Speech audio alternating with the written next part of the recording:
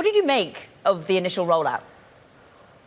Well, it's very exciting to have another big player in the mix. As I'm sure many folks know, Waymo's been active in the market for at least 20 months with commercial service. And so it's a pretty big development to have Tesla now delivering fully autonomous vehicle service. Might have been a modest rollout. It's not a modest stock move. We're up more than 10%. There's a lot of hopes and prayers based on where this technology takes us. In your mind's eye, Regina, how will we see the rollout in Austin be picked up by other cities? Pressure is it putting on others in terms of their regulatory environment? Well, San Francisco has been in operation for over 20 months, but Waymo then very quickly began expanding into Los Angeles, Austin, Phoenix, Atlanta with partnerships with Uber, and they have Miami and Washington coming up next year.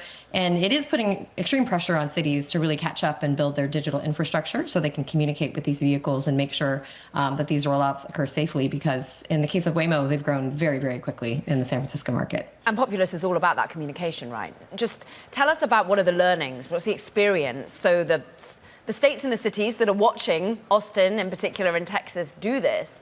What do you think that they need to learn? What is it that Waymo and Tesla need to do more efficiently to ensure that streets do remain safe? Well, many cities are building digital infrastructure to begin preparing for the future of mobility. We work with cities to help them manage shared mobility. So micromobility, shared scooters, services like Lime and Bird, they actually do need to digitally communicate with cities, and cities can digitally communicate back. They can share parking policies, no ride policies, and these same exact policies are really important for services like autonomous vehicles, whether or not there are major events occurring or protests and cities need to close roads for emergencies, all the way to basic planning services like making sure there are enough pickup and drop-off zones in a city. To this point, you talk about mobility data specification, MDS. This is basically the establishment of open source standard that's already in place. How quickly do you think these companies, private companies, have been willing to adopt this, to be able to share their data and get the data in return? Well, we saw with micromobility, the transition happened very, very quickly. Cities were more prepared after having experienced Uber and Lyft in cities to put down some regulations that required mobility operators to share data in the case of scooters. So it happened within the course of a few months to a year. Almost every city in America and now around the world requires data from those operators through that mobility data specification standard. And standardization makes it easy for those large operators to then turn on data feeds in cities from Redwood City all the way to New York City. And so we delivered data through our platform using that data standard. And with larger operators like Uber, Lyft, Waymo, there's definitely a little bit more resistance. But what we've seen is that when cities have put down policies that required that data sharing, they are often able to get operators to comply.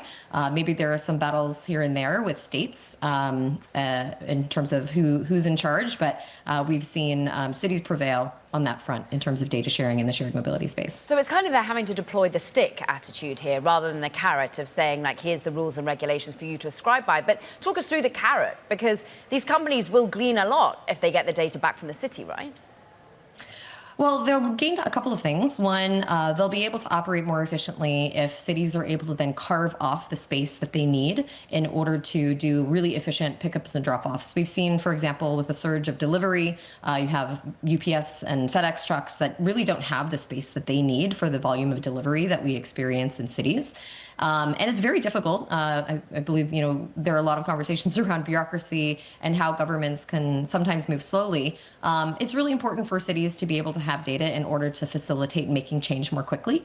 And we've seen when operators share data with cities, cities are able then to respond much more quickly to create the space that they need to run efficient services. I mean, mobility is slowly, then all at once. I mean, it's extraordinary to think how we all have access to an electric bike or an electric scooter now in most cities, and the way in which we sort of expanded the catchment areas. How quickly do you think that adoption will be replicated when it comes to actually not having someone in the front of the car and steering the vehicle?